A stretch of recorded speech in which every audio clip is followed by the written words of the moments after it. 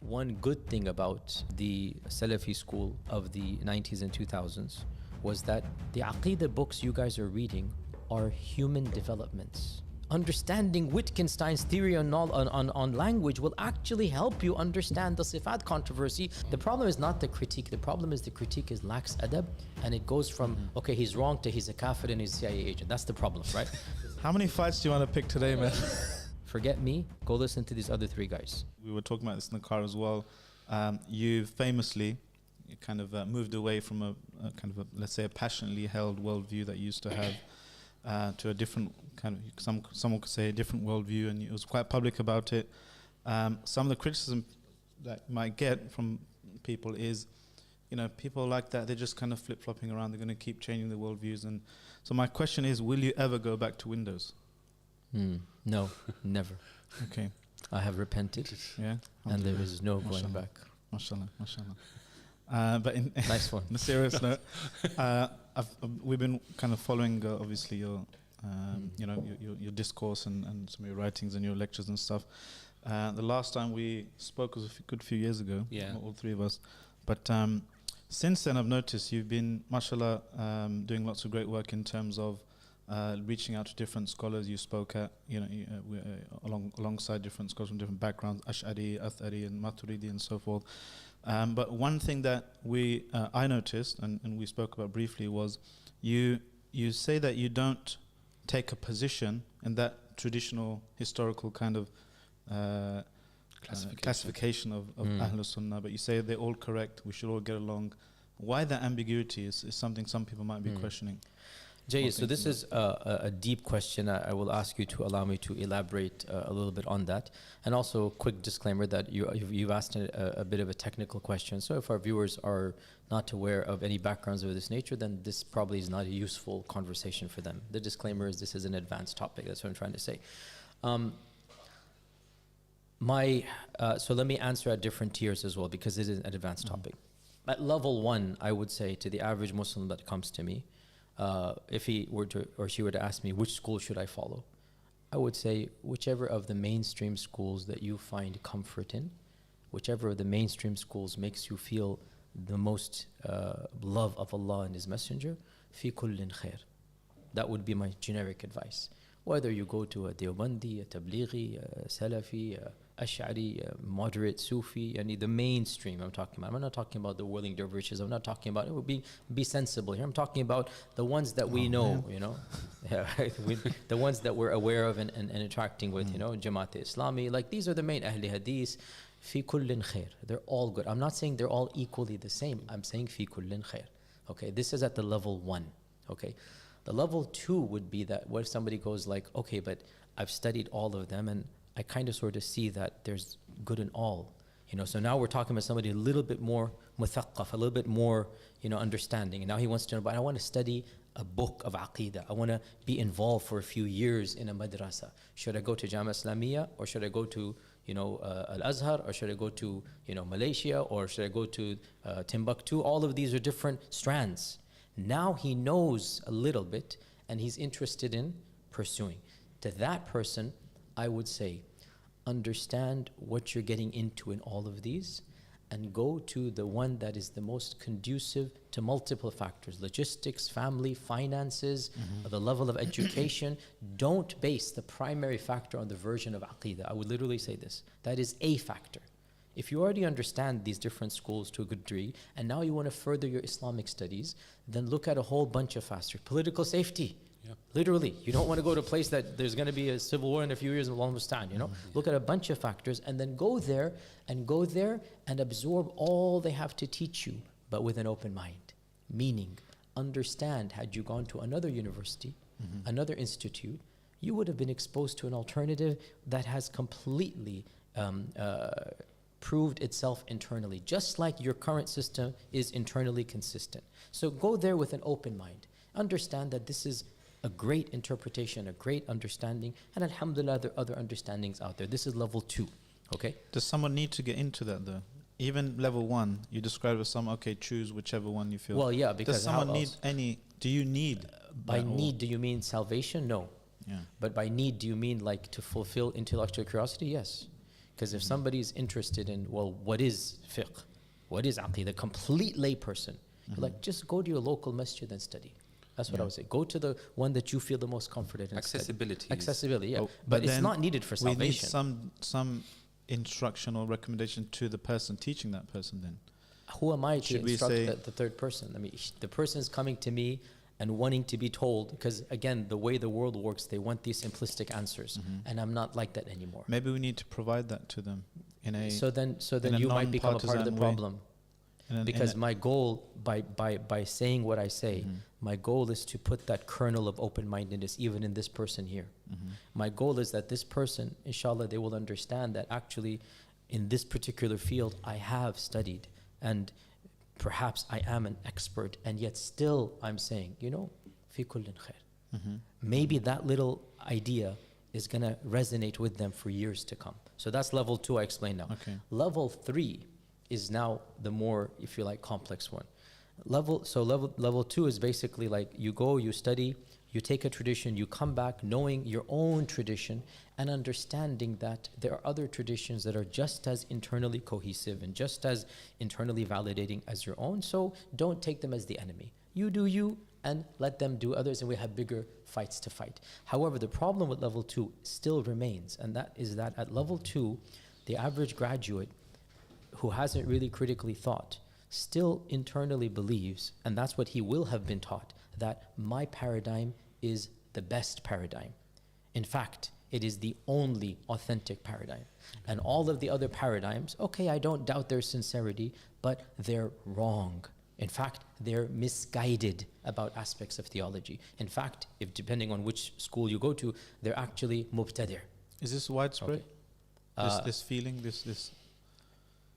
If you go to any reputable mainstream seminary, yes. Because Wow. that's the whole point. You are taught this is the particular aqidah, this is the particular manhaj that we're going to follow, this is the best way of doing fiqh. And anybody who goes beyond this, and these are all mainstream, those who go beyond them. Anybody who goes beyond this, accusations of misguidance, tabdi' and heresy come. The natural consequences of those views, is it said or unsaid in the main? Depends again on which seminary and which era. I caught the version of my institute in the 90s in which it was very clearly said. Yeah. It was explicit from top to bottom. I believe that they have changed that a little bit, but you can't get away from it, because in the end of the day, if you believe that this particular interpretation of Islam is valid, then automatically it would imply the others are invalid. Okay? So at some level, there will be this. So what happens, the average graduate comes back believing deep down inside that, yeah, my tradition is the best, and these other guys, they kind of messed up along the way, but you know what, we're just going to have to get along with them because we have bigger battles to fight. And this is how I was when I returned from my institute, 2005. Yeah. It's exactly how I was. My way is the only way. 19 years ago. I know that the other ways are wrong, Yeah. but for the maslahah of the ummah, I will come and cooperate with them. Did you feel that in fiqh as well? Fiqh was never an issue for me because the institute that I studied with always emphasized comparative fiqh. So for me, So from day one they gave you for me- Bidayatul Mujtahid or something? yeah, no, that was Yeah. the book. Not Yeah. what that was. You're trying to make a joke Yeah. of it. It was my book. Yeah. I studied Bidayat al-Mujtahid pretty much cover to cover. That was the book I studied. we So- didn't do madhab-based fiqh. Is Right? there something in that where that led to you being a bit more relaxed when it comes to Yes. ta'assub with madahib? Yes. Can you see something like that in Aqidah now? No, that's not happening in Aqidah. This is where the line is Or drawn. something that could happen in Aqidah? That's what I'm trying to do. That's what I'm getting Is to that come to. 0.5? That's point 3 now. Okay. That's what I'm trying to do here. Mashallah. So, one good thing about the Salafi school of the 90s and 2000s was that it really did teach us that fiqh is a human development, and that Allah's sharia is distinct from human fiqh. This is an amazing thing that they actually taught us, that we understood the madhahib are attempts. Now, to do so, of course, they opened up a Pandora's box, and that Pandora's box is do-it-yourself fiqh. That Pandora's box is you don't have a consistent usul.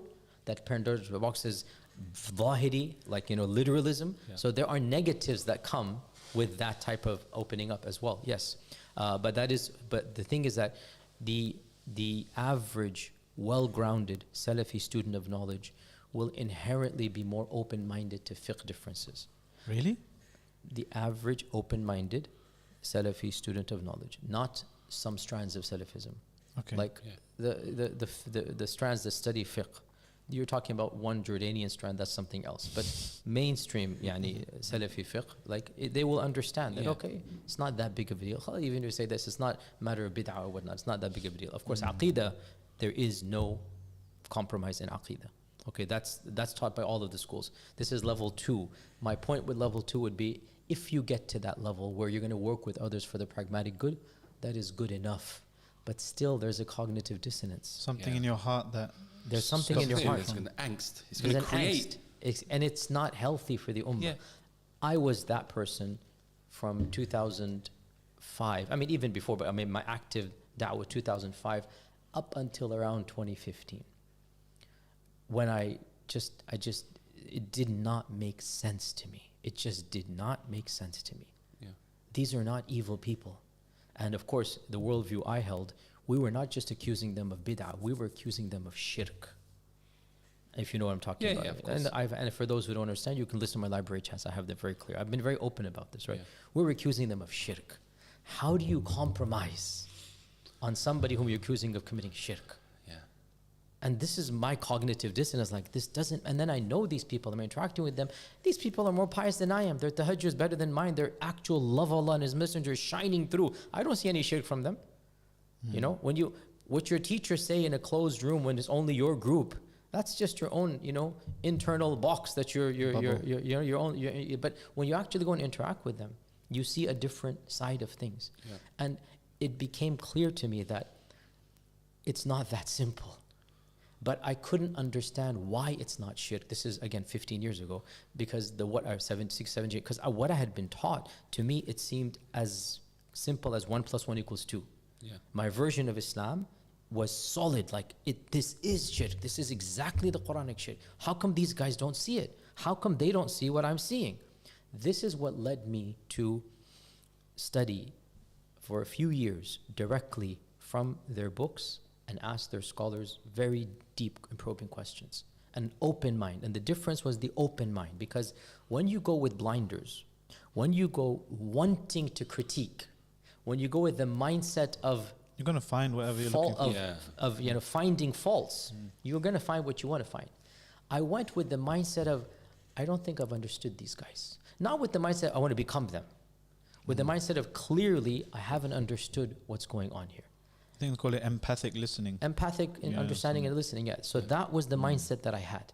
And of course, my master's and PhD is all in Islamic theology, development Islamic theology. This is when, of course, a number of years, it came to, the conclusions I came to are a little bit technical. And this is where it gets awkward, because now the critics just jump up for the 30 seconds because it's difficult to elaborate. And I understand, but I will try to elaborate in a nutshell. The conclusions that I have come to are that all of these strands of theology are human attempts shaped by, frankly, cultural and socio-political factors to answer questions that troubled the minds of generations long gone. And I've tried to explain this in my library chats about the attributes of God controversy. Islamic theology is obsessed with the attributes of God. All firaq, the Ibadiyya, the Zaydiyya, the Mu'tazila, the Asha'ira, the Maturidiyya, before them the Kullabiyya, before them every single group, the Karramiyya, the groups that are not even in existence. Maybe 30% or 40% of any textbook of Aqidah discusses God's attributes. Okay? And when you're introduced to your firqa, or even the other firaq, you don't even think why. Okay, this is Aqidah.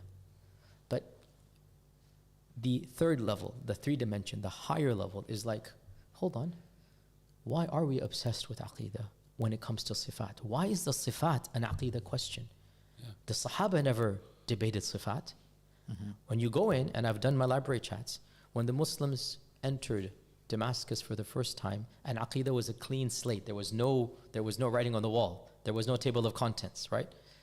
They came across Christians arguing over the nature of God and the nature of God's attributes and how Jesus and God are interconnected or not, and how is the Logos, and is the Logos created or the Logos separate or the Logos is God. This is well known. It's something there. Yeah. And when they found all of this controversy and their slates are blank, it's human nature, that controversy is going to get a whiff onto our slates. And so it's just like today with other things like culture LGBT, wars, everything, yeah. But the difference is that there was a clean slate back then. So on a blank slate, the first domino then becomes the sifat controversy. So rather than saying, is Jesus nature one, is Jesus part of God, it became, are the sifat of Allah one, or the sifat muta'addida, or the sifat this and that, right? And then, is the logos created or uncreated? Oh, what is logos? Kalam. Is the kalam Allah makhluq ghair makhluq? You literally copy and paste. And then I mentioned John of Damascus. Go listen to my library channel, the origin of the John of Damascus's analysis becomes the beginning of i'tizal. Literally, the early Mu'tazila are copying and pasting John of Damascus. That's where Mu'tazilism begins. Then as a reaction, the Atharis come along, the proto-Atharis, the proto-Sunnis, and say, no, actually Allah has a yad that is actually a yad, and we believe in an actual yad. The Sahaba didn't say like this. I'm not saying they didn't believe it, because what the Sahaba believed is a back projection of later groups onto them. We don't know what they actually believed, right? We really don't know. We're just assuming. So my point is that the 3D analysis, the deeper analysis, you understand the entire sifat controversy is a contrived one as a response to a socio-cultural phenomenon that took place at a certain period in time. Allah did not reveal the sifat controversy. The Sahaba were not involved in the sifat controversy. So once you understand the origin, number one. Number two, you understand we have the benefit of hindsight that they did not have. This is a key point.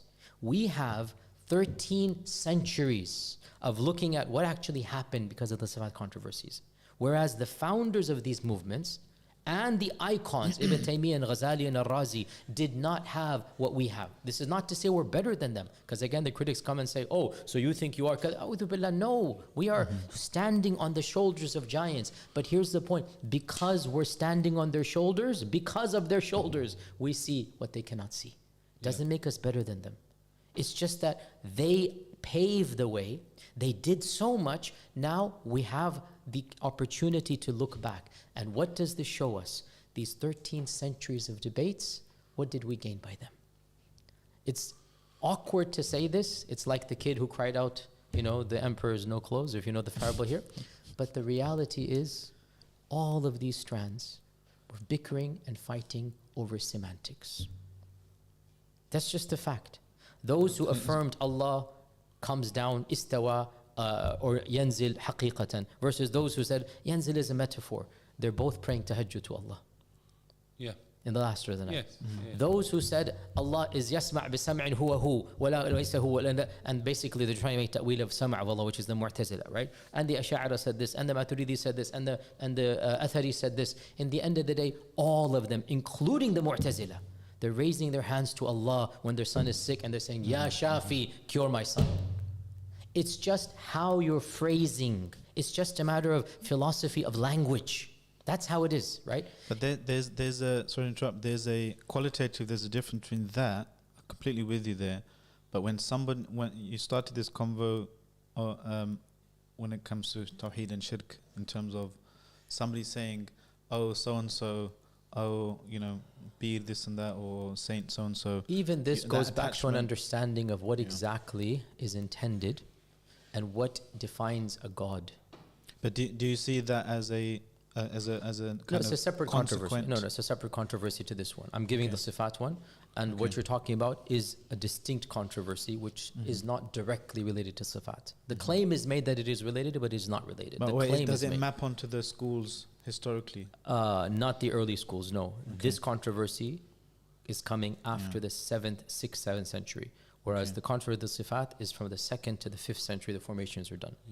So, and this is what I love to do. My actual passion and forte, my PhD, my academic research that I do at the advanced level is the development of ideas, development of Islamic theology. That's what I love to do, Political history, military history, that comes on the side. The real history that I write papers on, I publish papers on, my dissertations on, and my library chats, is ideas of Aqidah.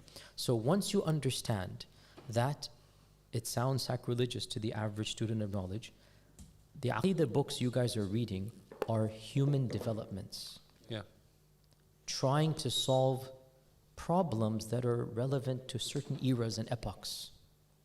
All of a sudden then, we have to ask ourselves, do I need to teach my kids the Sifat controversy? Do I need to brainwash and indoctrinate them with one school versus the other? Do I need to replicate the hatred that existed in 3rd century Baghdad, maybe even legit because they didn't understand the repercussions? I'm not even blaming them, I'm not even faulting them, but we have 13 centuries. And again, Allah protect us all. I mean, may Allah protect. I don't like the cancel culture, I don't like the refutation culture, and I always have to feel, make these caveats here. May the intelligent people understand what I'm saying here. The Ibadis of Oman are Mu'tazili in creed. Yeah. Their worship of Allah is no less. Frankly, it is better than most Sunni lands.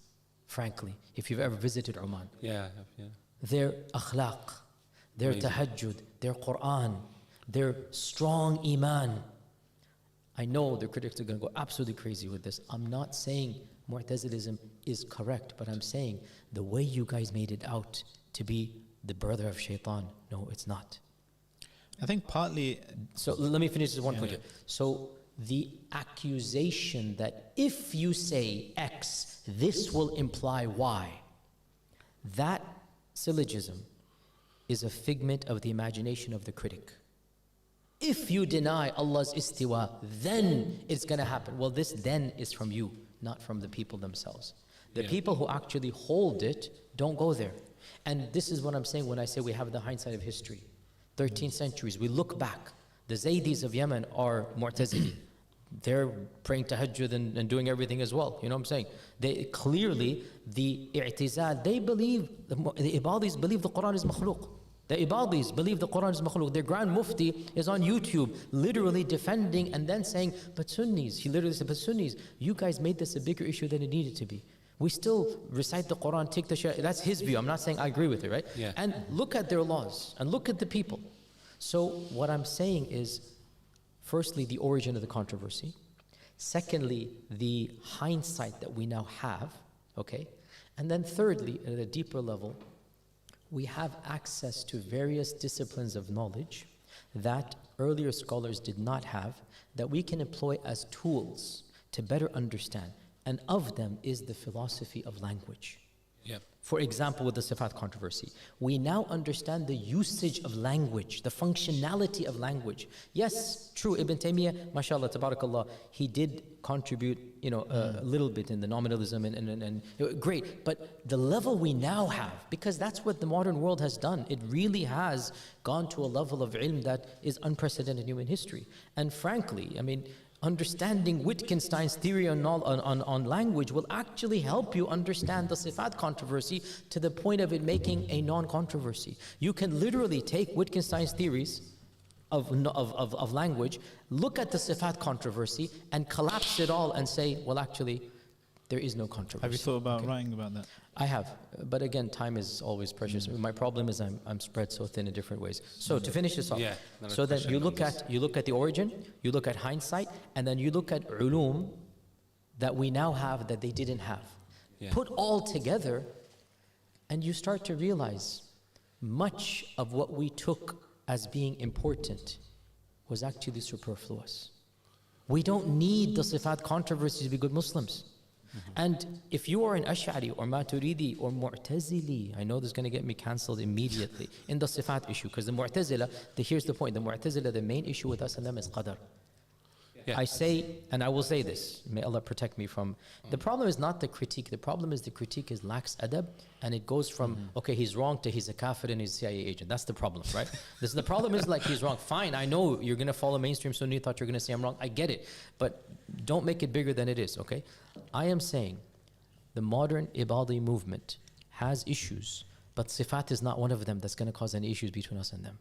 They're good people in the end of the day. We see this Ra'y al-Ayn. So we learn from all three of these issues, the origin, the history, and the ulum that we now have that we can look back to, that the Sifat controversy was completely blown out of proportion, and you don't need it to be a good Muslim.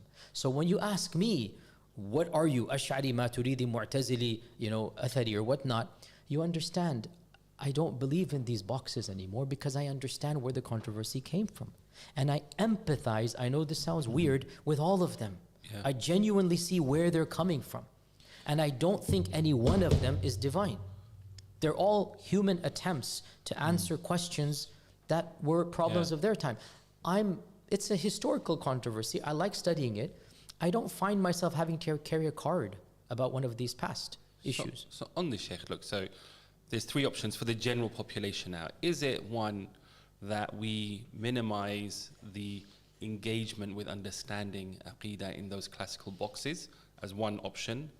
Number two, we deconstruct it to then just educate people. Or three, should we use a blank slate and relook at Aqidah for modernity? Excellent question. And that is a very profound question, Mr. Omar Suleiman. I love it. Number one, should we? Yeah. Minimize so profound you forgot the question. It was we should minimize the controversy at the level of the masses. Yeah. This is what I've done. On a personal note, I was obsessed with the Sifat controversy. I mastered it. Literally, my master's was on the Sifat. Yeah. My master's published in Medina, 800 pages. Go look it up. Jahab ibn Safwan and his, it's all Sifat. 800 pages of masters, alhamdulillah. And I'm not trying to brag or boast stuff for Allah, but it was awarded, and it was published, and it was like number one in my class. It's there, you can read it. And I came back to this country literally yaqeen that the Sifat as understood by Ibn Taymiyyah and his group is the correct understanding of Allah. There is no question in my mind that all the others are batil or whatnot. But again, that's your one-dimensional view. You start doing 2 and 3D view, and all of a sudden you understand, okay, Ibn Taymiyyah is right, but he's not necessarily only right. Ash'ari are also right in their way, and Mu'tazila are also right in their way. It all goes back to your paradigm, right? So I stopped talking about these controversies at the mass level completely. Look at my khutab and durus. Ignored completely. Recently there was a massive debacle between the Ash'aris and Salafis online, and I got angry at both sides. I reached out on behind the scenes, because I'm not on social media. I reached out to people on both sides. There's a genocide going on. Leave these issues. So at the mass level, yes, completely bypass. Your second question, should they be taught with wisdom? They should be taught at the madrasa level. Yes, because you can't reinvent the wheel. So when you go to a higher seminary, when you go to any mainstream school, understandably, the school has to teach you 1,400 years of history, intellectual history. And understandably, you're not going to get rid of the schools. I'm not challenging Ash'arism, Atharism, Salafism. I keep on saying I moved on. I've always used this term. I didn't switch sides. Moved on, I've been very precise, because I no longer view these schools as being divine. I really don't. Allah didn't reveal Salafism, nor did He reveal Ash'arism. I can show you human elements. I can show you evolution in all of these schools. I can show you spectrums within them. When you tell me be a Salafi, I will say which version? Abu Ya'la's version? Or Ibn Aqil's version, or Ibn Jawzi's version, or Ibn Taymiyyah's version. Yeah, that one. If you tell that one, okay. If you tell me, and even Ibn Taymiyyah, who's going to interpret Ibn Taymiyyah? Because after Ibn Taymiyyah, there's translations, right? The same with the Ash'aris. Which version of Ash'arism? Ghazalian version, Razian version? Which version? Again, I can show you evolution. I can show you spectrum. I can show. But I think part of I sense that none of what you said is that weird. You keep saying that, this is going to get me cancelled or whatever. I think the reason why you feel that way is because you dedicated so much research and learning, and you're seeing that because from your expertise, from your background. When it comes to the average what I'm saying, the average layman will understand 100%. Not the layman, even tulab ilm, even people that delve in these books and stuff. I think you give them more credit than I do. I'm being honest with you, because for most people, the tradition that they subscribe to is the religion of Islam. But I think what you're maybe subconsciously you're bringing a lot of your own expertise and your own background, your own baggage maybe. And when you see a Salafi, but look at what's happening over the last few weeks online between people that are worthy of respect. Mainstream Western clerics battling it out while bombs are dropping in Gaza over does Allah have a hand or not. Or does Allah have istawa or not? I haven't been watching. Okay, the massive debates taking place right now as we speak. Still going on right now. And these are mainstream shuyukh, not little kids. These are people with respect. And they are... I'm not saying there aren't people who are still... But these are icons. Yeah. That's what I'm saying. So I think there are always going to be people like this. So, and then your third point, deconstruction. That's what I'm doing at the advanced level, which is my library chats, which is the Islamic Seminary in America, where I teach the students. In order to get to that level, you need to have a background. It cannot be done just as a public lecture. The final level was re-looking at Aqidah in light I'm getting there. So deconstruction is taking place, and it's taking place, and I encourage everybody who has a solid background and who is resonating with aspects of what I'm saying. I say this to anybody who says I want to study with the Islamic Seminary. I say, listen to my library chats.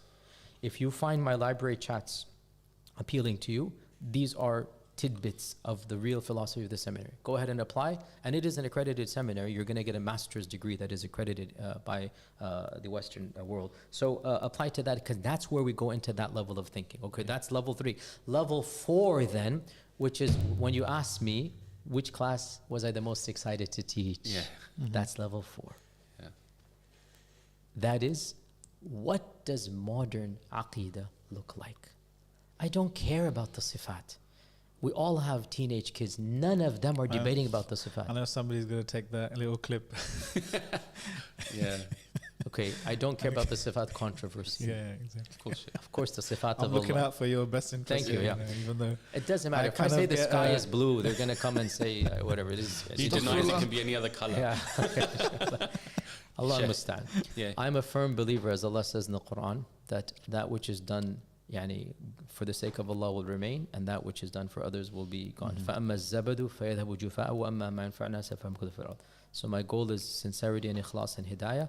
And jokes aside, all of the criticism will not even be in the footnotes of the books of history. If what we're doing is for the sake of Allah, it will remain as a legacy. Look at the critics of, I mentioned this, even Umar Mukhtar, Ibn Taymiyyah, whatnot. Look, where are they now? And the only reason you know about them is because of those people. So yes, it is painful now, and it is causing drama amongst the masses now, but it's not ilm, and it's not of benefit, and it's just, passing. So the long term. So my point, therefore, is that what will modern Islamic theology look like? And you know what it's going to look like? We take our teenagers and we just have them in a room while we're sitting there taking notes. Blank slate. And see exactly what are the questions they're asking. What are the issues that are troubling them? And then we look at that and start formulating Islamic responses. This is what needs to be done. Hardly anybody, I would say nobody's done it the way I like it to be done. It is one of the projects, you asked me, do I have any project? This is one of the projects I have, inshallah. Time is an issue, but wallahi, one of my biggest passions right now. And I say this to my because I still have a massive soft spot for the Salafis, for Ibn Taymiyyah. Come on, Ibn Taymiyyah, you can't tell but admire him. And one of the biggest things I admire about him is the courage, the fearlessness. He really did not care about popularity. His views were so eccentric. Salafis don't realize that. Salafis who love him don't realize he came with a whole bunch of shad views, fiqh-wise and aqidah-wise. But he didn't care because he felt it was the haqq. And guess what? Those shad views became mainstream Salafism today. Literally. I know it sounds blasphemous to the Salafis, but it's true. Modern Salafism has so many views that are absolutely unprecedented pre-Ibn Taymiyyah. I don't want to get to it because it's a whole different. I have an article that I'm writing about Ibn Taymiyyah's contributions to the Salafi da'wah. Meaning pre-Ibn Taymiyyah, atheism was very different. Salafism was different, right? The main was Ibn Taymiyyah introduced the categorization of rububiyyah and uluhiyyah into Salafism. Yes, one or two people referenced some concept, but nobody took it mainstream and nobody interpreted it the way Ibn Taymiyyah did. Nobody brought this notion of, okay, you can believe in God but worship other than God and not call him a God. That is uniquely Taymiyyah, to differentiate between rububiyyah and uluhiyyah as a practical mechanism to pronounce verdicts on actions. Yes, I know Ibn Manda and Fulan, two people, had statements where you kind of sort of see a distinction and categorization. They didn't do anything with that categorization. And that's why you're getting into a lot of trouble here. Imam Ahmad would allow tawassul. Imam Ahmad would allow tabarruk. The Hanabila were well known to be mutasawwifa. They didn't have an issue with this regard. Look at Abdul Qadir al-Jilani and the stuff that he would do, right?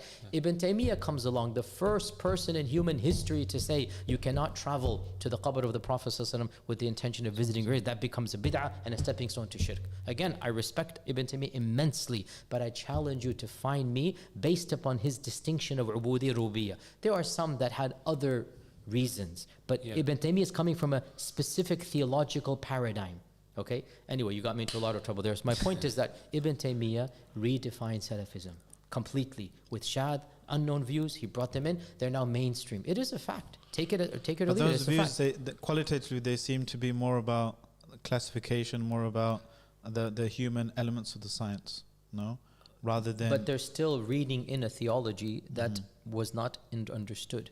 I mean, why is it that the previous Hanabila, including Ibn Qudama and others, are very open about going to the qabr of the Prophet ﷺ, speaking to him, asking him to ask Allah for forgiveness? This is Ibn Qudama, right? It's not even occurring to him that there's a problem here in this regard. By the way, I have never done this in my life. Believe it or not, I'm still influenced by Ibn Taymiyyah. I have never once, and I've gone to the qabr of the Prophet more times than I can count.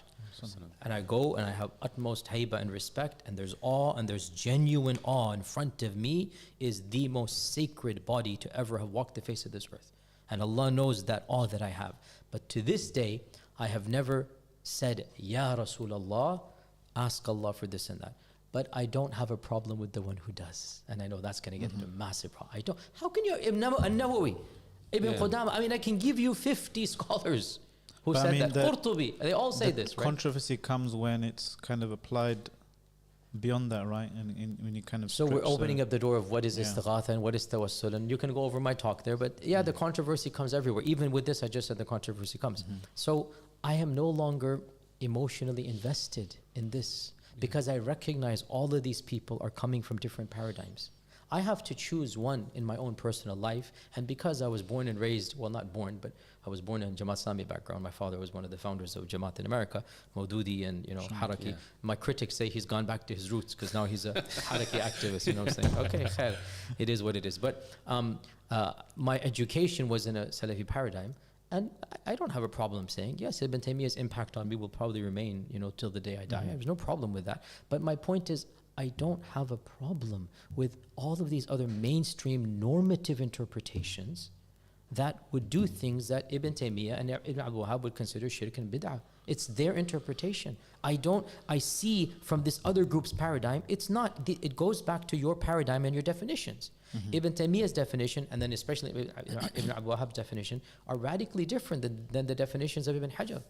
They're radically different than the definitions of the other strands. Once you understand that this really goes back to not simplistic issues, rather deeper issues, neither of them are committing shirk then, man. Just you choose and you preach what you want to in a positive manner, and understand that the other group has its ta'wil, and even if they're wrong, Allah will look at their ta'wil. Allah will look at their good intentions in this regard. This is what I'm talking about, having moved beyond these. I am not obsessed with bashing the other groups, even as I myself have not yet celebrated the Mawlid, believe it or not, once. I know it's crazy, isn't it? I know. It's amazing. Tell me what your personal experience is, okay? I haven't once spoken to a dead person or wali or whatnot, because I personally don't like that. I just don't feel the need to do that. But like I said, I'm not going to criminalize or demonize those strands that view these issues, because I know they're coming from a legacy. They're coming from a trajectory of scholarship, right? But So to resurrect those past issues and make them the defining factor goes back to another point that I haven't mentioned yet, but I've given talks about it, the narcissism of small differences. Once you understand this psychological concept, that human beings are naturally inclined to problematize similarities with similar groups, because they need to define themselves against their closest competitors. It makes a lot of sense, the animosity between Ash'aris and Atharis, the animosity between Sufis and Salafis, even though 90% is exactly the same. Once you understand this psychological reality, you just cease to have, I don't want to have animosity in my heart against any believer who loves Allah and His Messenger. Wallahi, I don't want that. I can disagree. I don't want to have hatred. So I've moved beyond these groups. I don't consider them to be the defining factor of who I am. And therefore, when you ask me which group do you follow, all and none. Really, all and none. It doesn't matter to me. I'm much more concerned about defending Islam theologically, politically, socially, in the world that we live in. And therefore, I have that blank slate. I don't care about the slates that have been inherited by my ajdad and forefathers. And I'm worried about what does it mean to be a Muslim in the modern world? Citizenship, liberalism, feminism. These are the issues, you know, balancing Islamic law. And as you know, these are the critics that come here because, again, their paradigm is madhabism. You know, their paradigm is, okay, the law of Ibn Qudama should never be changed. I don't want to say that, but that's effectively what they're doing, okay? Yeah. The slate that has been filled by the previous scholarship is the religion of Allah. So when I come along and say, well, no, actually, that's not the religion of Allah. That's their extrapolation. Obviously, one-dimensional minds, oh, he's reforming Islam, destroying Islam. No, bro, you don't know fiqh and usul al-fiqh. The problem is, you know, your critics, some of them are just nuts, right? And they'll just take bits and pieces and just have motivated by hatred or whatever. But the problem is those drown out the legitimate and constructive criticism and critique that you might get. Nobody is perfect. Yeah. And there's no doubt that some of what I'm saying and doing is worthy of legitimate criticism. Nobody is perfect. I found people who have genuine critique and they're open to email you. And I mean, I'm against this whole refutation culture in public. I am somebody who loves positive criticism that comes from adab and sincerity. Yeah. And anybody who has interacted with me, inshallah ta'ala, can testify to this. So I'm not perfect. Nobody's perfect. Yeah. And we will become stronger when we criticize for the sake of perfection, criticize for the sake of mutual enhancement. That's when we're going to come better. If we're going to criticize to take down, to put down, this is not the way forward. The starting point is different, isn't it? And it always comes across. Yeah. But the thing is, some critics might listen to what you just said and say, look, he's belittling tawheed and shirk and these types of things because, and I think that's their definition of tawheed. Yeah, but the part of the thing that might be beneficial to, from your angle, the way you describe these things, is because I think because of your expertise, your background, maybe it goes above certain people's heads, or you're talking about a very specific thing. They think you're talking about the general, chapter or whatever. Is just to clarify, I think part of the problem is we make it into an Aqidah issue, we make it into an issue of theology, of defining groups and sects and so forth, when I think if you look at it from the perspective of just draw a circle around everything, those things that the vast majority agree on, you'll find people in that circle which happen to identify as different groups based on these man-made categories, Ash'arism, Atharism, Salafism, all that kind of stuff. But they would agree, for example, that, and this might be a better way of maybe phrasing it, that they all agree that, okay, istighatha bil amwat, or asking a dead person for cure or children or assistance or something like that, don't do it. They'll differ, is it shirk, is it this, is it that, but I pretty much, everyone. But that's would what agree. I say too. Yeah, but the way you talk about it is very sometimes academic, and you're talking about the shirk point. Someone might think because he's saying it's not shirk, therefore they'll go to the opposite. They'll assume the opposite, and everything's allowed. Go and start, going asking someone in the grave just because it's not shirk. I have very publicly of course, said multiple times I've said it. But is the haram, thing is, it is because munkar, it is a stepping stone to shirk. Exactly, but it is not inherently shirk. But if you describe it as this is al-akh bi aqal ma qil, for example, this is like the common denominator of vast majority. So Jayyid, I get this point. Because sometimes I feel that we have a hang-up with trying to prove whether or not it's shirk, or talking about whether or not it's shirk, rather than what's actually important for a Muslim's life, which is should I be doing something like this or not? Okay. I feel and sometimes I feel that we want to kind of win the argument. Yeah. Not yourself, but people who argue about this, they would rather win the argument of is it shirk or is it not shirk than stop people doing it. I would personally, I don't know how you feel about this, but I would much rather someone doesn't believe it's shirk and never does it in their life. I actually said this explicitly. Yeah? Yeah. But Dr. Salman Sahab. Dr. Salman Sahab. Itna izzat mein aapko de raha hu, mashallah. Okay, alhamdulillah. Because I genuinely wish to raise the bar of academic acumen and thaqafa and intelligence of the masses that are listening, and I'm not interested in winning points or just smoothing things over, I will push back at you, even though it's going to open up a whole can of worms. I personally believe it is haram. it is bid'ah, it is munkar, it is stepping stone to shirk. And it's only going to be shirk with certain aqaid. It could be shirk, but it is not in and of itself shirk. That having been said, with that big caveat and disclaimer, the awkward reality is that there are many, many famous, reputable, mainstream Sunni preachers who say that it is mustahab, or at the very least jaiz. In fact, For any random person, or they're talking about the Prophet ﷺ, right? the Prophet. So, I mean, we can make that exception. By the way, But theologically you cannot make that exception. Theologically But do you they cannot. like just from the? I'm saying from the perspective of starting off let me with the finish what I'm saying. biggest Because let me consensus. finish this point here. Yeah. Let him land. So this nice, beautiful save that you want to do, it works in our safe space. And for the viewers who were jumping to critique me, say, okay, khalas, he said that.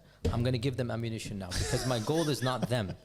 My goal is the people who are genuinely trying to understand and make sense.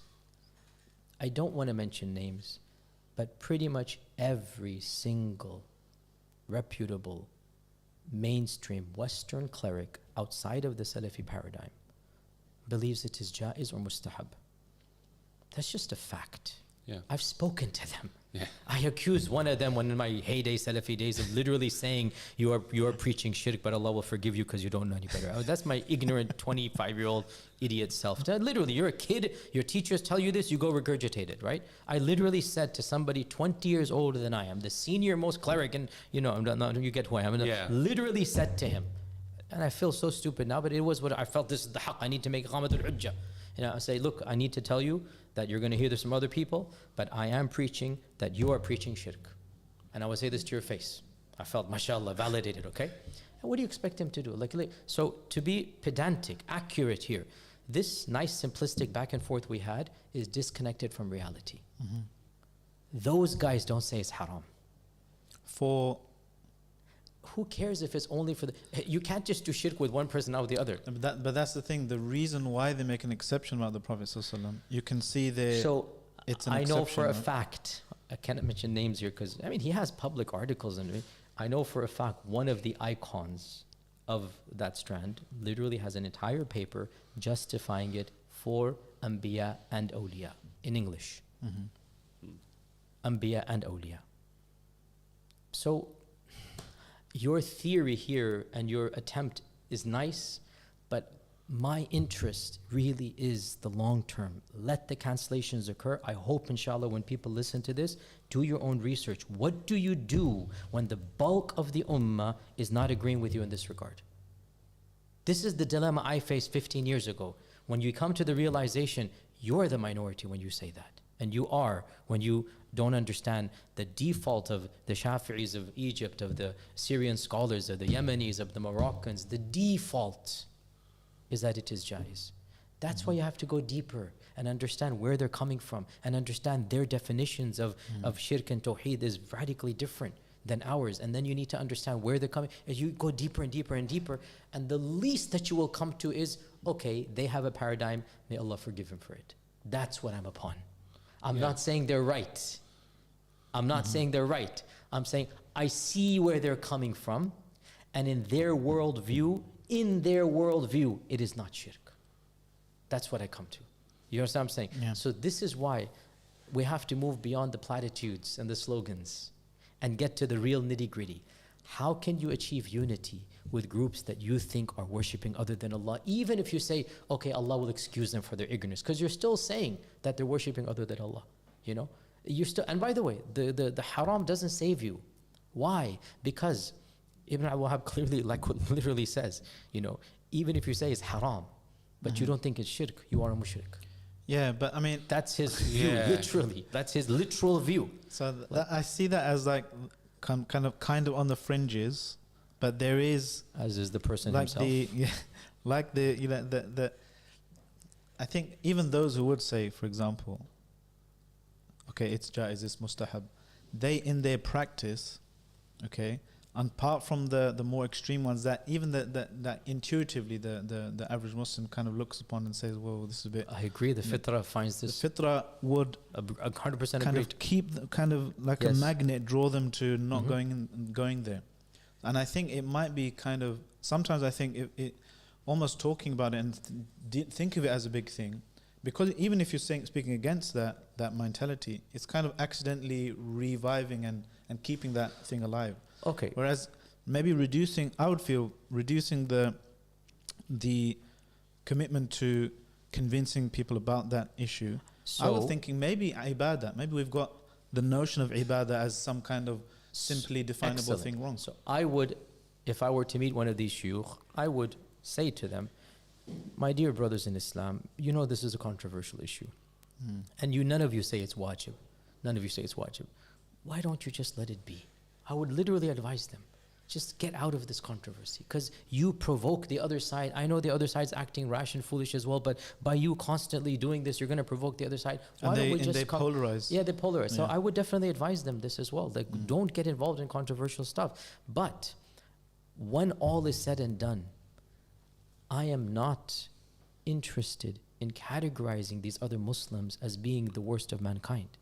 Of course. I can cooperate with them for other needs and goods. Not just that, but you can feel that they're your brothers. They are, and not just feel, they are not our just brothers. Like cooperation for the sake of that cannot happen if I have this cognitive dissonance, and it didn't happen because I know myself. When I was on the old school paradigm, you're smiling at them, but in your heart there's this ache.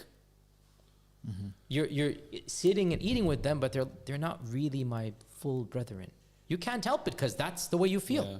And now that's not the case, because I genuinely view all of these strands. Yes, Salafis included, they're still my brethren. Alhamdulillah, I'm not anti-Salafi, I just moved on. They are all, now that doesn't mean all Muslims are exactly the same. I've said this as well. There are red lines. To believe in a prophet out of the Prophet is clearly a red line. Yeah. To believe in a God other than Allah, which no Muslim actually does, is clearly a red line. To abandon worship of Allah, which one or two of the extreme Ismaili groups have done. There is no ta'abbud, there is no salah, there is no zakah. There is no, when you're not even worshipping, there is no la ilaha illallah, there is no worship. No, that means you've crossed the red line over there, right? So there are red lines. But within these red lines, all of these movements are Muslim. Now, some are better and closer. And without a doubt, Sunnism, alhamdulillah, respects the Sahaba. And that is definitely a positive thing to do. I don't agree with the other school that disrespects, but they're not kafirs for it. Without a doubt, I'll still say this for the record, the Athari creed overall, it's the more sensible one, because it's not going from John of Damascus's division of the attributes, but still, it's a trivial difference. So my point, though, is these differences should not be to the point of dividing us, such that we cannot come together for the greater good. This is the key point. And for the record, before we finish off as well, we didn't talk about the details of why I say it's not shirk and it's only haram and whatnot. For that, you can listen to my 3-hour lecture on the Najdi Da'wah, where I go into in a lot of detail. Please listen to it. Take notes if you need to, but I go into it and I explain why I hold these views. So that's explaining that, inshallah. Did you have something on that? I've got another. Yeah, I was actually going to ask Sheikh, you're talking about this dissonance, and there's one thing within other Muslims, but actually I think for a lot of Muslims, especially for us growing up, kind of those mid-40s, right, is with the, or 30s. Kuffar as well. 30s. Even with the non-Muslims. Yes, another issue. The wala and bara versions we were taught. This was one of the first things. How many fights do you want to pick today? No. But this is like, it's a natural concept. If you're talking about dissonance, a lot of people, they've kind of reconciled with other Muslims, but with non-Muslims, there's still that thing. Yeah, this is a topic I need to talk about in more academic detail. I was planning to give a library chat about this, because this is another massive problem the average Muslim has. The misunderstanding of wala and bara. Again, to be academic, may Allah protect me, but this is the truth. It is the academic truth. The understanding of wala and bara that was taught by Ibn Abdul Wahhab was unprecedented to Islamic history. Ibn Taymiyyah didn't teach it. Ghazali didn't teach it. Tahawi doesn't have that type of understanding. The Ibn Abdul Wahhab understanding of wala and bara became a politicized takfir. Yeah. If you don't agree with me and you side with my political enemy, you are a kafir in the eyes of Allah. That's what he taught, and that's what he did. And he fought and he killed based upon that. Again, well known, read the books. That understanding of wala and bara before Ibn Abdul Wahhab is more of an adab than fiqh and aqidah. I.e., what do I mean by this? You should have a generic love for the Muslims. And anybody who wants to harm Islam, you can't like that person. This is a more of an adab. You don't politicize it, because politicizing it means you are going to define who is a good and a bad Muslim and who is on the side of this and the side of that. That only occurs in the Battle of Badr. There are rules though, Sheikh, isn't it? Called like jizya, for example. So there is some politicization if Islam That's is... not wala and bara. No, okay. That's not wala and bara. Not pure Wala and bara comes into the reality of the last 20 years of all that's taking place in our nation states. Taking sides means you're a kafir? No. Well, but that's exactly what wala and bara would entail. Taking sides means you're... So this is the whole issue here, right?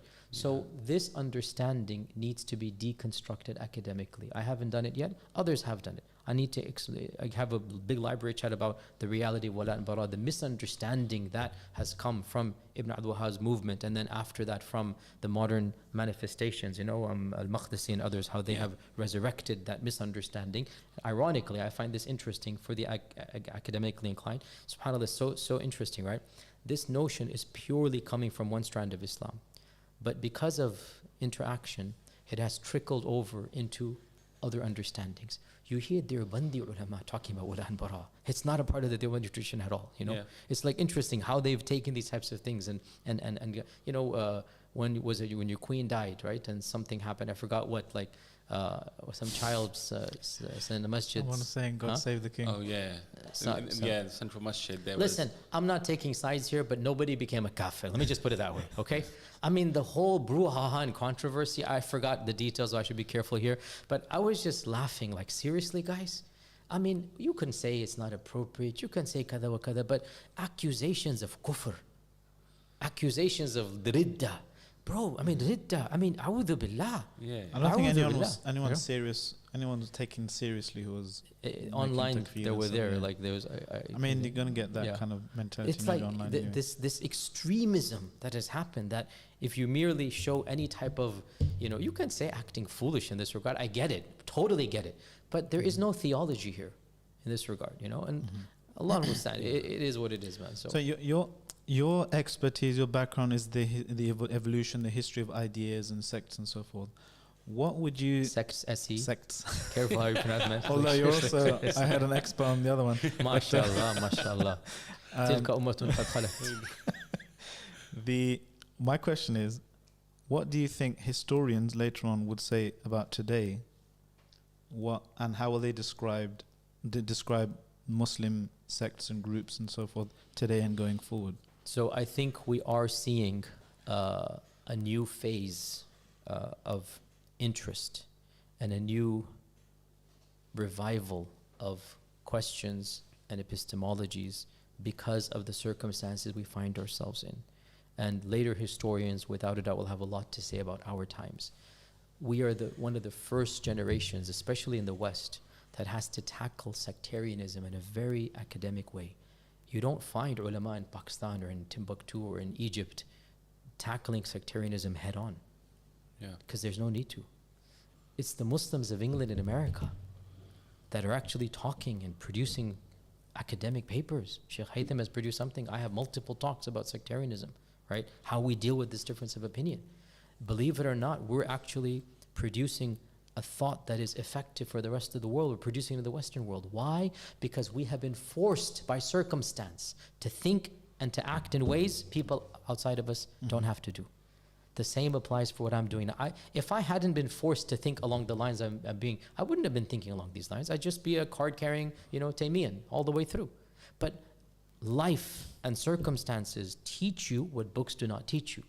And to see with your own eyes this reality of, okay, this isn't the religion of Allah to tell people the sifat are like this and tawheed is like this and whatnot. They're all tawheed. They're all people of tawheed.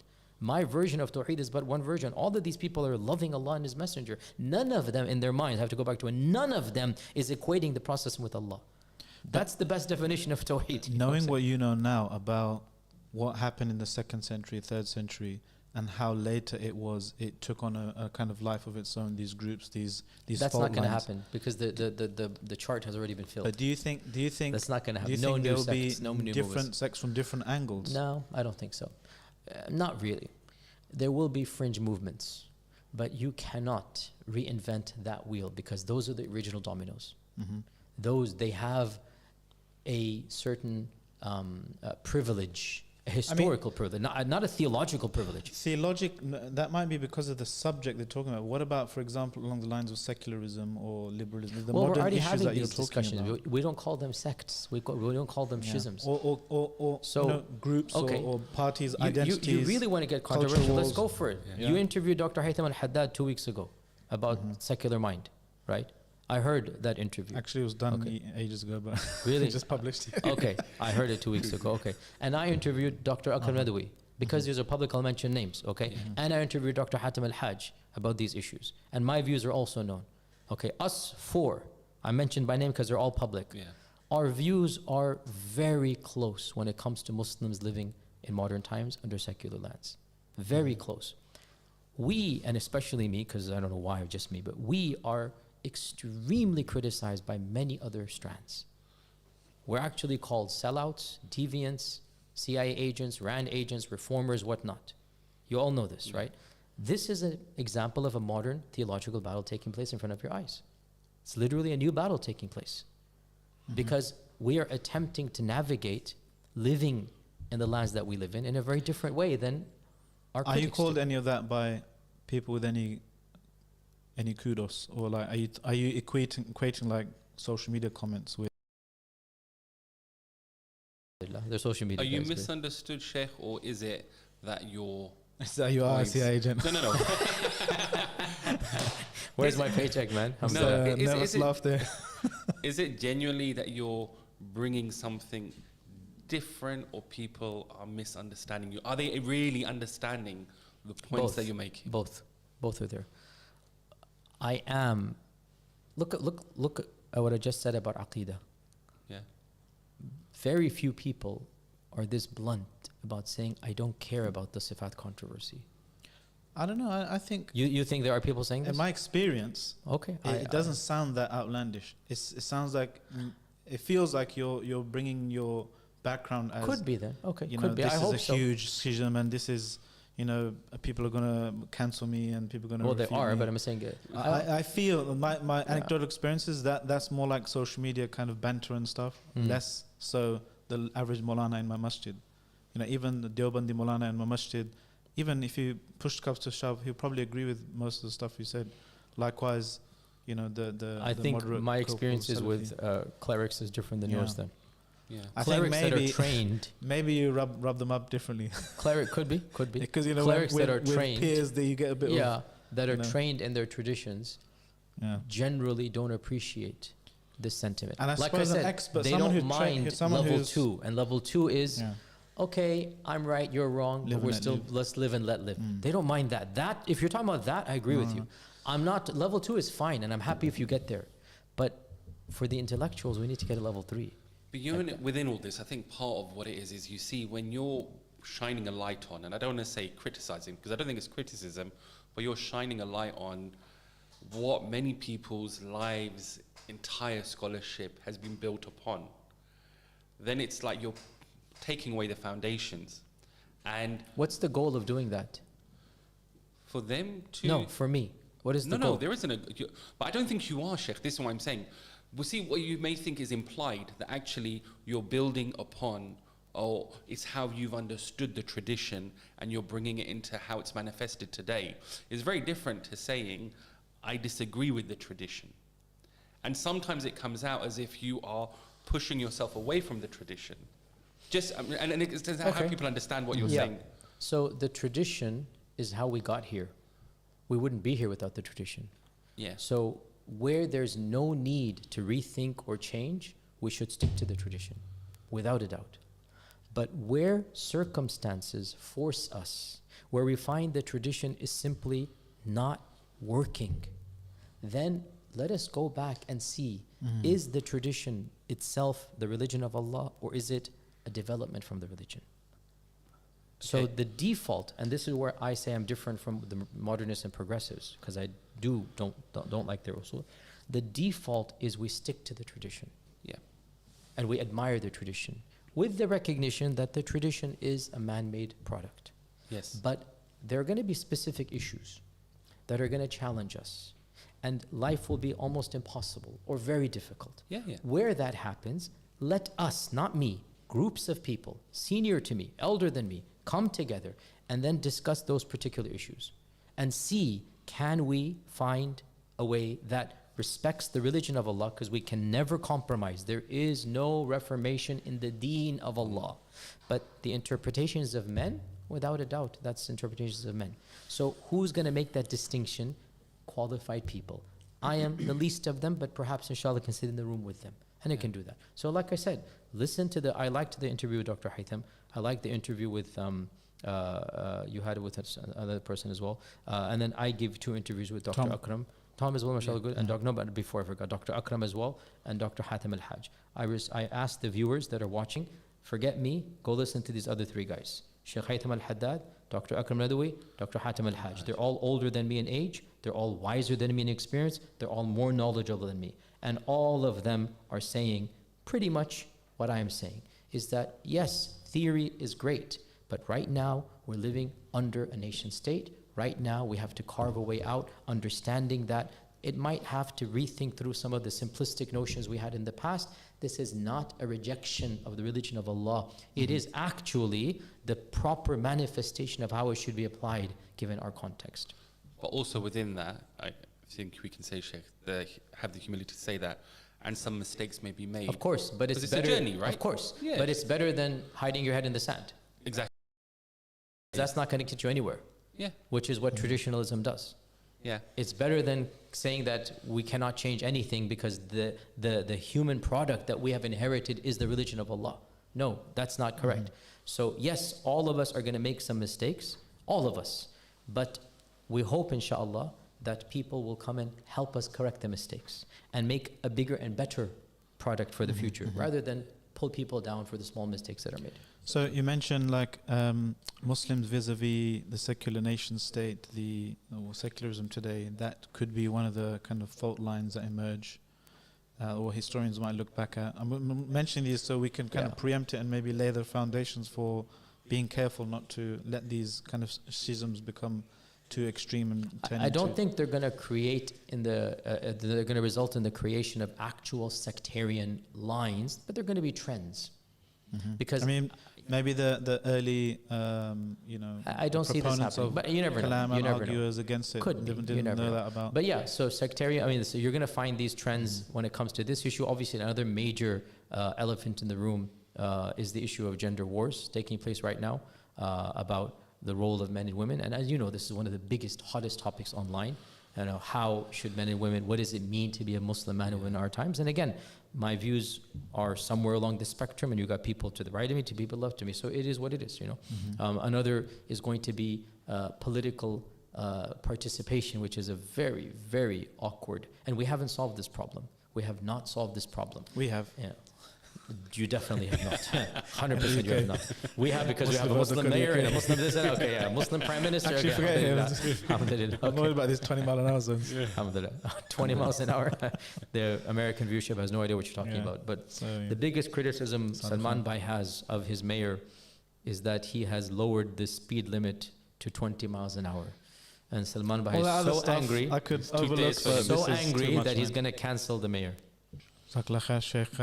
Let's wrap it up then, inshallah. It's been a marathon one. Jazakallah khairan, Dr. Sheikh Yasir Always a Qadi, pleasure is mine, alhamdulillah. Jazakallah khairan. for joining us. And Jazakallah khairan for you at home, and also Umar as well, for sorting out the offices. Jazakallah khairan. Thanks for watching, tuning in. Let us know in the comments, if you agree, disagree, if you want to refute anyone here. Anyone here?